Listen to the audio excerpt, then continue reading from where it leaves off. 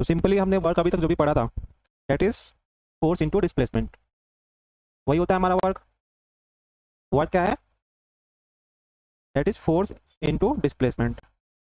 अगर फिजिक्स की लैंग्वेज में बोलें तो एफ डॉट डी एक्स, अगर एफ डॉट एक्स या फिर डी एक्स, वो डिपेंड करेगा कि हमारा वर्क जो है फोर्स है वो कांस्टेंट है, वेरिएबल है। तो दैट इज अगर स्मॉल वर्क डन है तो डी डब्ल्यू equal to f dot d x, और पूरा वर्क डन जो आ जाएगा वो f x f dot x. अब इसको डॉट प्रोडक्ट है, यानी कि हमें क्या करना होगा, इसको ओपन करना होगा, तो ये हो जाएगा work done equal to F x cos theta. पूरा वर्क डन क्या हो जाएगा, एफ एक्स कॉस थीटा। अब इसको हम दो तरीके से लिख सकते हैं, एफ एक्स कॉस थीटा को हम दो तरीके से लिख सकते हैं। एक क्या है,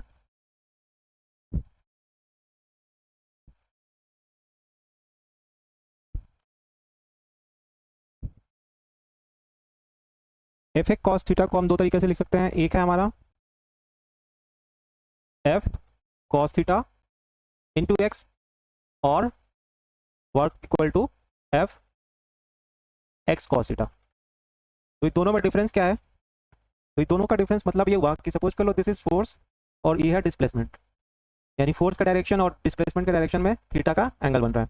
तो एफ कॉस थीटा क्या हुआ, एफ कॉस थीटा क्या होगा, तो एफ कॉस थीटा जो होगा वो एक्स के अलॉन्ग फोर्स का कंपोनेंट, यानी एफ कॉस थीटा। तो वर्क डन को एक तरीके से हम यहाँ से डिफाइन कर सकते हैं कि magnitude of force in the direction of displacement, और दूसरे तरीके से अगर बोले तो डिस्प्लेसमेंट का जो फोर्स के अलॉन्ग कंपोनेंट होगा वहाँ से हम डिफाइन कर सकते हैं। यानी सेम इसी फोर्स एंड डिस्प्लेसमेंट को मैं लिख सकता हूँ कि जो ये डिस्प्लेसमेंट है इसका कंपोनेंट ले लेता हूँ मैं फोर्स के अलॉन्ग, तो वो क्या हो जाएगा, एक्स कॉस थीटा। तो इन दोनों को मल्टीप्लाई कर दोगे तो वर्क डन आ जाएगा।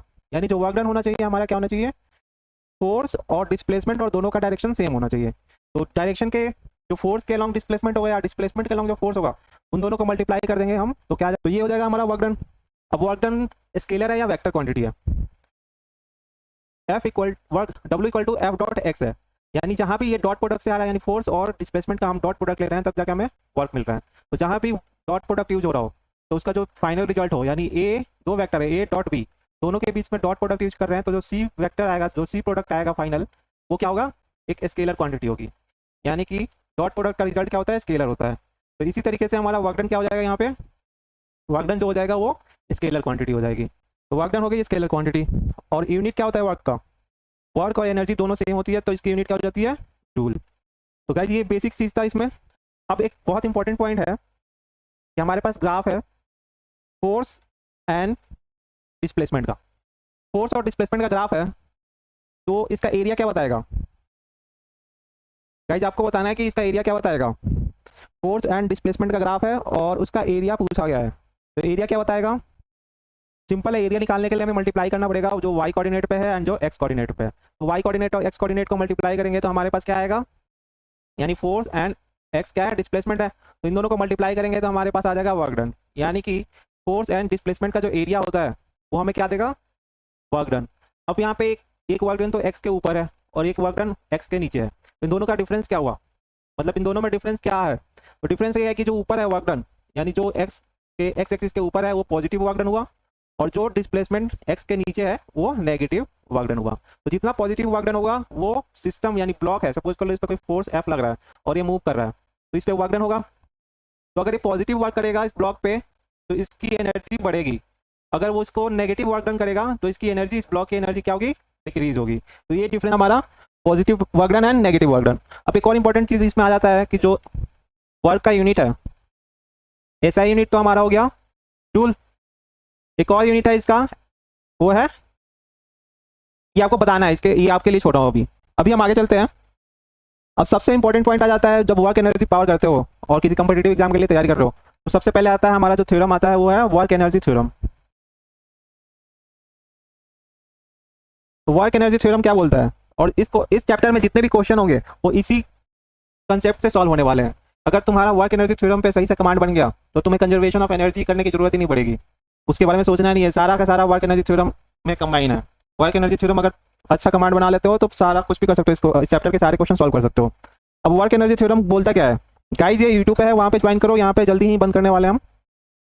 अब ये वर्क एनर्जी थ्योरम कहता क्या है, तो वर्क एनर्जी थ्योरम जो है वो बोलता है कि work done by all forces, यानी कि अगर सपोज करो हमारे पास एक ब्लॉक है इस पे हमने कई सारे फोर्सेज लगा रखा है, एक इधर से F1 लग रहा है, इधर से F2 लग रहा है, फिर किसी डायरेक्शन पे लग रहा है, कोई थीटा एंगल पे एक फोर्स लग रहा है F3, कोई परपेंडिकुलर डायरेक्शन में लग रहा है ऊपर से F4। तो इन सभी का कंबाइन इफेक्ट के लिए बताता है। ये बोलता गया है कि work done by all forces external और internal is equal to change in kinetic energy. That means क्या बोला, स्टेटमेंट क्या है कि work done by all forces, जितने भी इस ब्लॉक पे जितने भी फोर्स लगते हैं, सबका वर्क डन जो होगा, चाहे वो एक्सटर्नल फोर्स हो और इंटरनल फोर्स हो, यानी कि बाहर से कोई लग रहा हो या अंदर से कोई धक्का दे रहा हो, is equal to change in kinetic energy, change in its kinetic energy. यानी जितना भी वर्क डन होगा, चाहे कोई भी बाहर से कोई फोर्स लग रहा हो या फिर इंटरनल फोर्स हो, वो सब के सब इक्वल होंगे किसके, इस ब्लॉक के चेंज इन काइनेटिक एनर्जी। यानी सारे फोर्सेस मिलकर क्या करेंगे, इसकी काइनेटिक एनर्जी को चेंज करने में लगे रहेंगे। तो ये वर्क एनर्जी थ्योरम बहुत ही सिंपल कंसेप्ट है, बट इसका यूज बहुत ही कॉम्प्लेक्स हो जाता है जब कोई कॉम्प्लेक्स क्वेश्चन मिलेगा। अगर इसको सही से कर लोगे तो वर्क एनर्जी थ्योरम से कंजर्वेशन ऑफ एनर्जी करने की जरूरत ही नहीं पड़ेगी, क्योंकि कंजर्वेशन ऑफ एनर्जी बेसिकली इसी पे बेस्ड है। तो गाइज यूट्यूब पे ज्वाइन करो, लाइव है यूट्यूब पे ये, अब मैं वहीं पे चल रहा हूँ। अब इसको यहाँ से बंद करते हैं।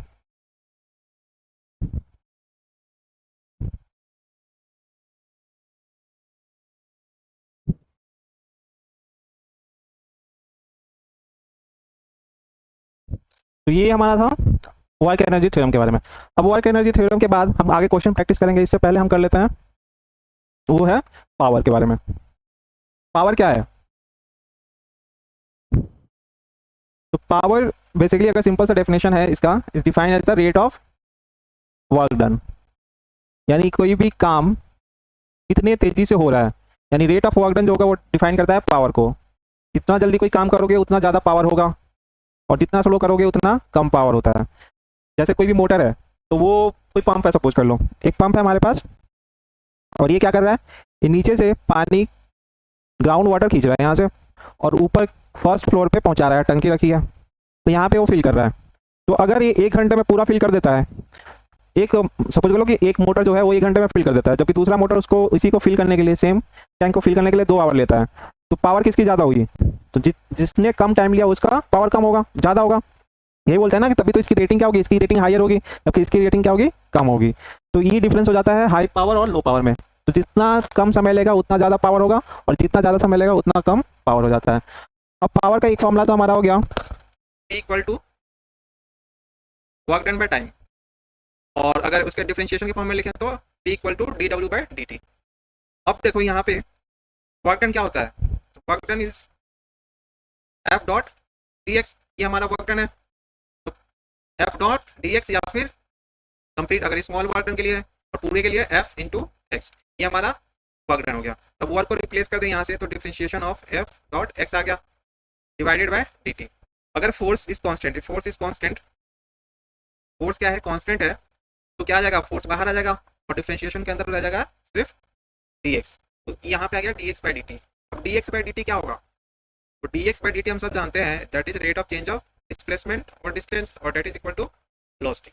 यानी यहाँ पे आ जाएगा ये F डॉट d। तो पावर का एक और फॉर्मूला आ गया, that is F dot v जो होगा हमारा, ये क्या हो जाएगा, एक पावर हो जाएगा। इसके बाद नेक्स्ट जो आ रहा है, पावर इक्वल टू क्या गया, F डॉट p, और इसको हम लिख सकते हैं, डॉट प्रोडक्ट हटाएंगे तो FV cos थीटा, ये क्या हो जाएगा, FV cos थीटा। तो पावर हो गया हमारा FV cos थीटा।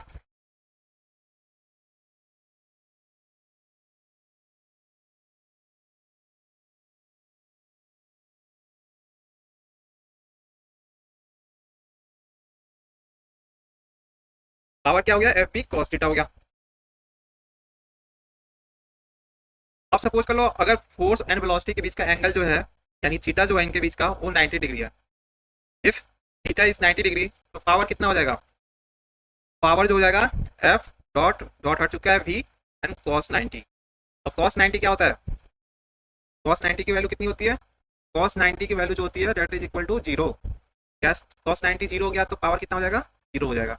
यानी कि अगर फोर्स और वेलोसिटी के बीच का डायरेक्शन 90 होगा, तो पावर क्या हो जाएगा, 0 हो जाएगा। इसी तरीके से वर्क के बारे में बताना है, वर्क एंड डिस्प्लेसमेंट के, force and F dot dx होता है वर्क। अगर यहाँ भी एंगल 90 हो, यानी फोर्स का डायरेक्शन इधर हो और डिस्प्लेसमेंट हो रहा हो 90 एंगल पे, वर्क डन कितना होगा, यहाँ से F x cos theta, F x cos theta हो जाएगा, और थीटा की वैल्यू क्या है 90 है, थीटा की वैल्यू 90 हो गई। कॉस 90 कितना होता है, कॉस 90 इज 0 डिग्री। यहाँ से वर्क डन 0 होगा।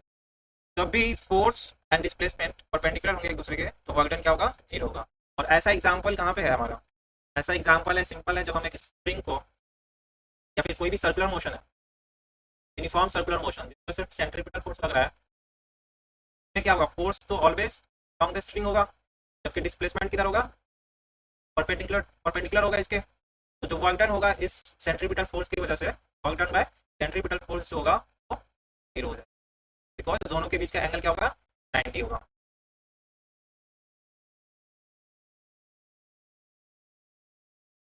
दोनों के बीच का एंगल क्या हो गया, 90 हो गया, तो वर्क डन हमारा 0 हो गया। अब हमने पढ़ा कि जो पावर है डेट इज डी डब्ल्यू बाय डी टी। तो यहाँ से वर्क डन निकाल सकते हैं हम पी इंटू डी टी, और यहाँ से इंटीग्रेट करके हम कंप्लीट वर्क डन निकाल सकते हैं, पी इंटू डी टी आ जाएगा। तो जब भी हमें पावर गिवन हो तो वर्क डन निकालना हो तो हम क्या करेंगे, सिंपल ये वाला फॉर्मूला यूज करेंगे। ये फॉर्मूला यूज करने पे हमारा क्या आएगा, वर्क डन आ जाएगा। इसके बाद हम चलते हैं एक ग्राफ देख लेते हैं। हमारे पास वर्क एंड टाइम का ग्राफ है, तो वर्क टाइम ग्राफ है, तो वर्क टाइम ग्राफ में हमें बताना है स्लोप क्या रिप्रेजेंट करेगा, स्लोप क्या बताएगा इसका। तो जो भी वर्क एंड टाइम का स्लोप होगा, स्लोप जो होता है हमारा क्या होता है, that is d y by d x होता है, यानी जो वाई कोऑर्डिनेट पे है उसका डिफरेंशिएशन विद रिस्पेक्ट टू जो एक्स कोऑर्डिनेट पे है उसके रिस्पेक्ट में हम डिफरेंशिएट करते हैं, यानी d y by d x हो जाएगा हमारा क्या होगा, स्लोप हो जाएगा। तो इसी तरीके से यहाँ से देखेंगे तो ये D W by D T slope होगा इसका, तो d W by D T इसका स्लोप होगा, that means D W by D T क्या हुआ, पावर। तो जो वर्क एंड टाइम ग्राफ होगा, जो वर्क और टाइम का ग्राफ है उसका जो स्लोप होगा वो हमें पावर रिप्रेजेंट कर रहा होगा, पावर बताएगा। और यहाँ पे पॉजिटिव स्लोप है और कहीं नेगेटिव स्लोप हो जाएगा। इसके बाद अगर पावर और टाइम का ग्राफ हो, यानी ऊपर पावर हो गया और यहाँ पे टाइम हो गया, एक्स एक्सिस पे टाइम हो गया, तो यहाँ पे क्या रिप्रेजेंट करेगा, तो अगर पावर और टाइम का ग्राफ हो तो उस केस में क्या होगा, उस केस में बताना है कि एरिया क्या रिप्रेजेंट करेगा, पावर एंड टाइम ग्राफ का एरिया क्या बता रहा होगा, क्या बताता है ये बताना है हमें। तो सिंपल है, ये हमने एरिया ड्रॉ किया, तो एरिया निकालने के लिए हमें इसके x coordinate and y coordinate को मल्टीप्लाई करना पड़ेगा, यानी कि पावर इंटू टाइम। तो ये हो गया एरिया आएगा यहाँ से, मतलब वो शेप पे डिपेंड करेगा बट हमें करना तो यही होगा। तो यहाँ से जो बी इंटू टी आएगा वो क्या होगा हमारा, बी इंटू टी क्या आएगा इस फॉर्मूले से, इधर मल्टीप्लाई करेंगे तो भाग डन आ जाएगा। यानी पावर एंड टाइम ग्राफ का जो, पावर टाइम ग्राफ का जो एरिया होगा वो हमें रिप्रेजेंट कर रहा होगा, क्या हो जाएगा हमारा, वर्क डन हो जाएगा। अब एक क्वेश्चन करते हैं, बहुत अच्छा सा क्वेश्चन है। एक ब्लॉक है इसका मास m है, इनिशियल वेलोसिटी v नॉट है, और ये आगे मूव किया। अब क्वेश्चन ये है कि वो मूव करके यहाँ फाइनली रुक जा रहा है, और इस दौरान वो d डिस्टेंस कवर कर रहा है। फाइंड करना है, find out distance after which block stop, block कितने डिस्टेंस के बाद स्टॉप रुकेगी ये हमें बतानी है। तो गाइस एक तो तरीका है कि हम, देखो यहाँ पे एक और चीज़ गिवन है, ये जो सरफेस है वहाँ पे फ्रिक्शन है, और friction of coefficient of friction जो है वो न्यू है। तो हमें एक तो तरीका है कि हम एक्सेलरेशन फाइंड कर ले और उसके बाद इक्वेशन ऑफ मोशन कर ले, एक तो तरीका हो गया। दूसरा तरीका है कि हमें वर्क एनर्जी थ्योरम से ये फाइंड करना है, वर्क एनर्जी थ्योरम से। तो हमें वर्क एनर्जी थ्योरम से फाइंड करना है, तो गाइस मैं थोड़ा सा समय देता हूँ आपको ये सॉल्व करने के लिए।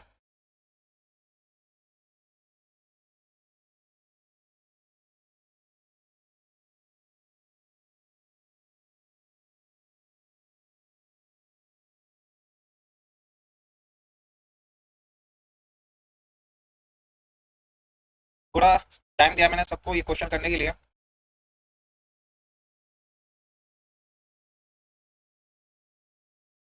क्वेश्चन है find out distance after which block stop, और ब्लॉक है जो वी वेलोसिटी है उसके इनिशियली, इनिशियल वेलोसिटी जो है वो v है, एंड डी डिस्टेंस मूव करने के बाद वो रुक जा रहा है। और एक क्वेश्चन हमें करना है यूजिंग वर्क एनर्जी थ्योरम।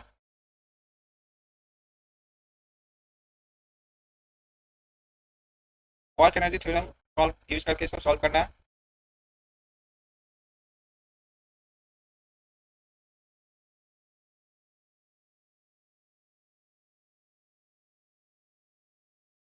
तो देखो वर्क एनर्जी थ्योरम का बहुत ही सिंपल सा कंसेप्ट है।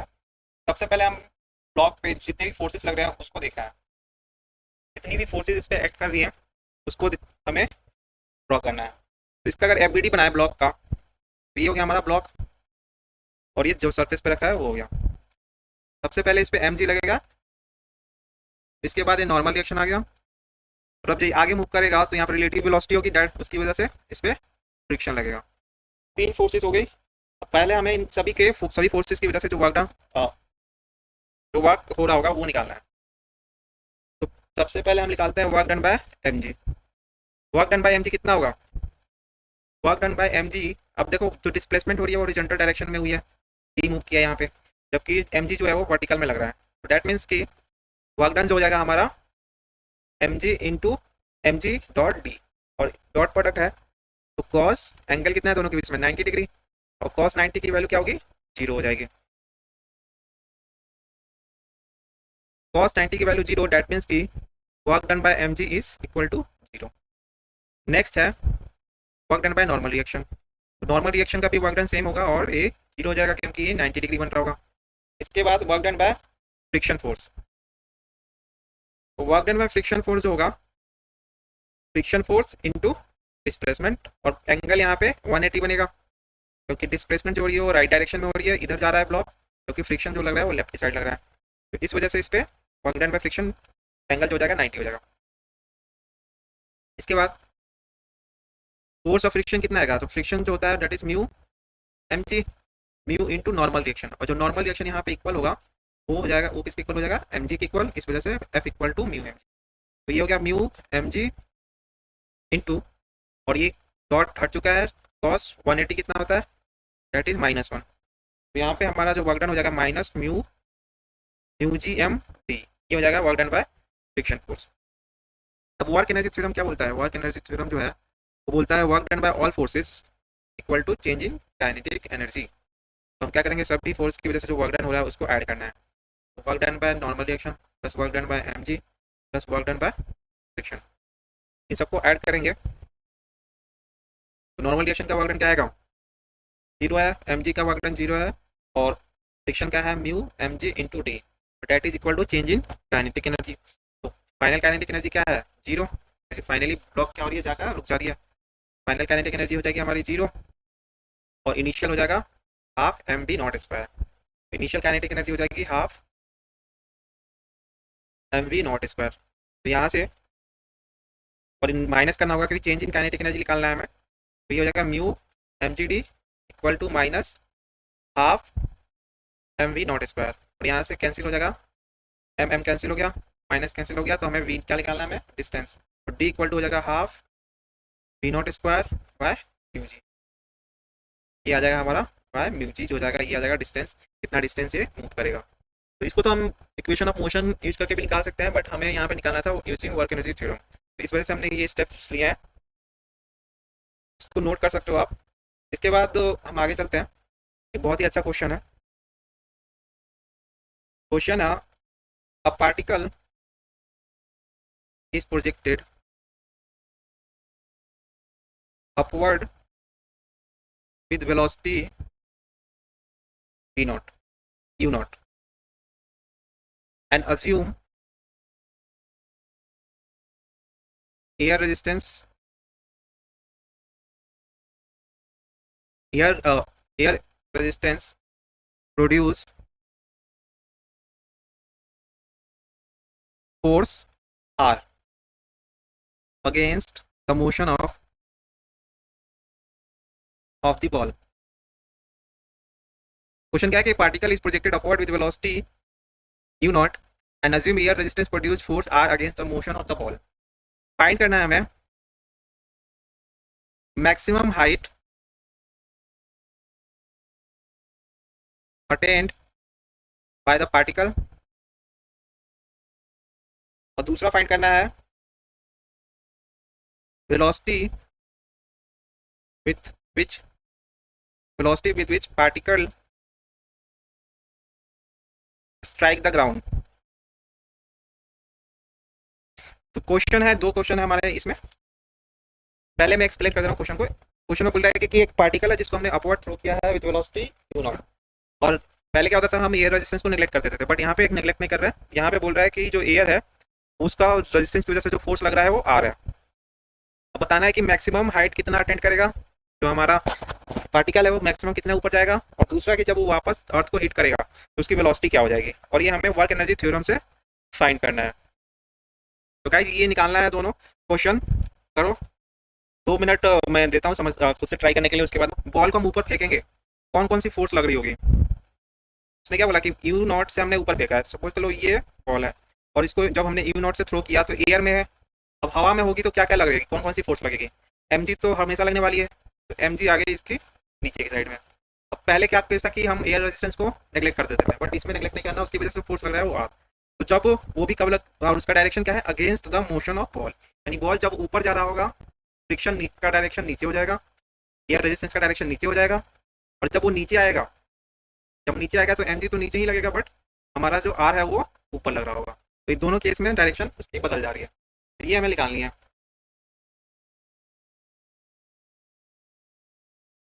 फर्स्ट केस में मैक्सिमम हाइट अटेंड कितना किया है वो हमें बताना है। तो देखो आप इसको मैं आगे सॉल्व करता हूँ।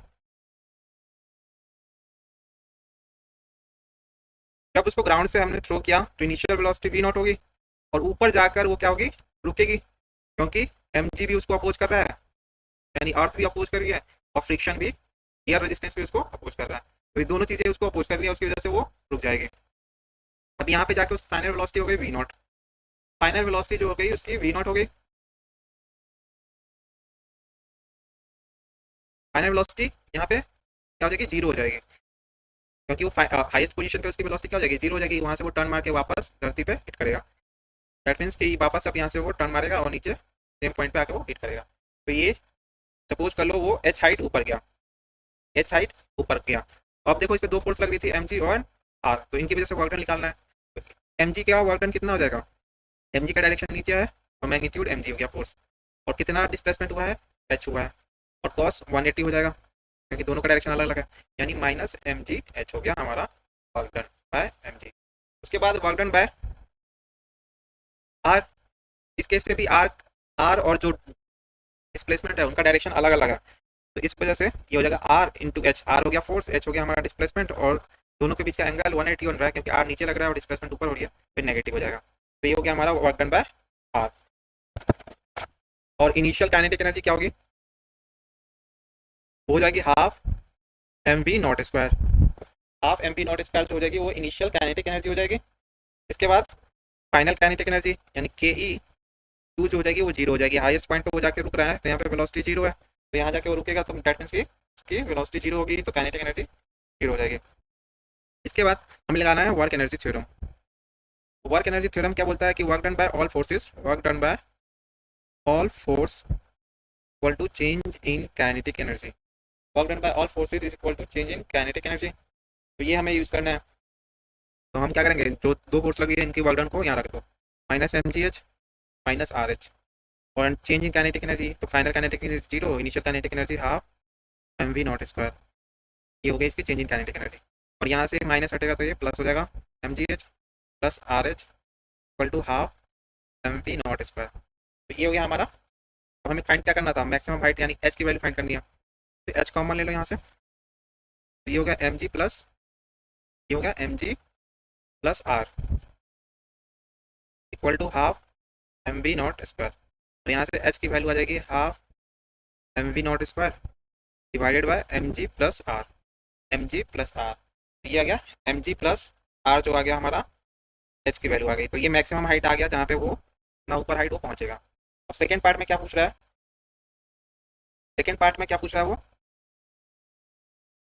क्वेश्चन में क्या पूछा था कि velocity of the particle when strike the ground, जब ग्राउंड पे हिट करेगा तो उसकी वेलोसिटी क्या होगी, यानी कि यहाँ पे हिट करने पे उसकी वेलोसिटी क्या होगी वो हमें बतानी है। तो हम अब उसको डाउनवर्ड जर्नी को ले लेते हैं, तो इनिशियल पॉइंट ये हो जाएगा, फाइनल पॉइंट ये हो जाएगा। इनिशियल पॉइंट पे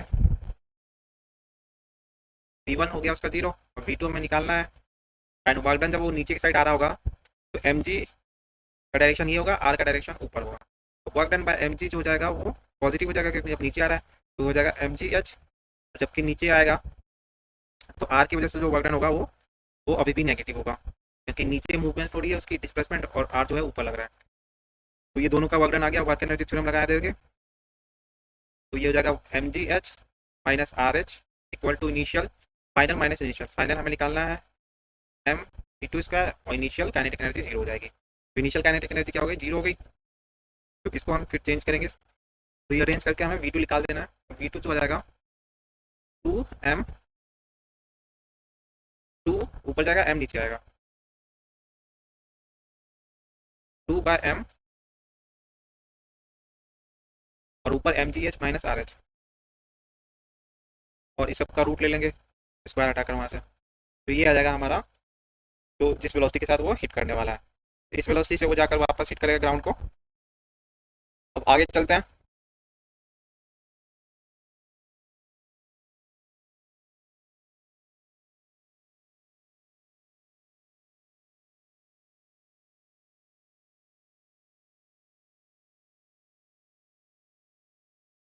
और यहाँ पे हम एच की वैल्यू रख सकते हैं जो हमने फर्स्ट इक्वेशन में फाइंड किया। तो ये जो इक्वेशन में से हमने फाइंड किया एच की वैल्यू वापस रख देंगे, तो हमें ये पूरा एम एन वी के फॉर्म में आ जाएगा।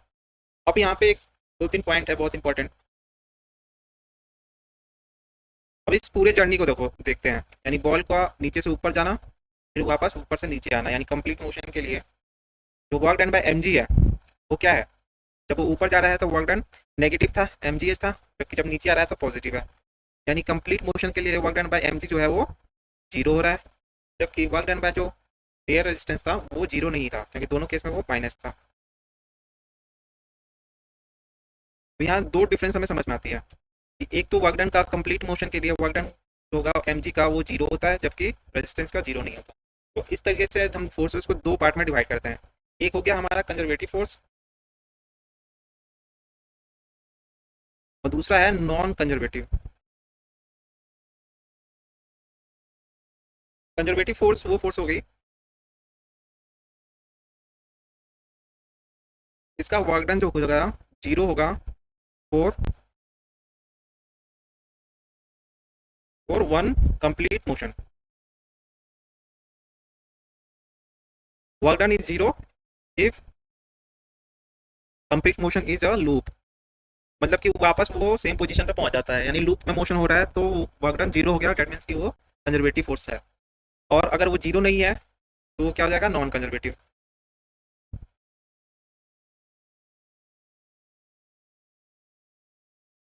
नॉट इक्वल टू जीरो जब मोशन क्या हो, लूप में हो। डेट मीन्स हम दूसरे लैंग्वेज में बोले कि इफ डिस्प्लेसमेंट अगर जीरो हो गया, डिस्प्लेसमेंट जीरो हो गया फॉर कंप्लीट मोशन, तो वर्क डन अगर जीरो है तो हमारा क्या हो जाएगा, वो फोर्स कंजर्वेटिव हो जाएगा। अगर वर्क डन जीरो नहीं है तो वो फोर्स नॉन कंजर्वेटिव होगा।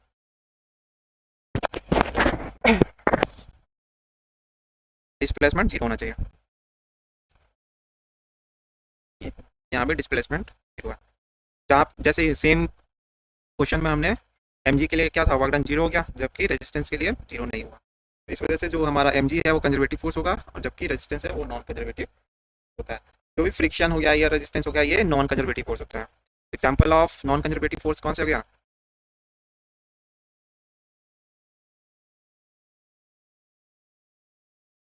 एयर रेजिस्टेंस हो गया, एंड एयर रेजिस्टेंस हो गया, एंड दूसरा फ्रिक्शन हो गया। ये हमारे नॉन कंजर्वेटिव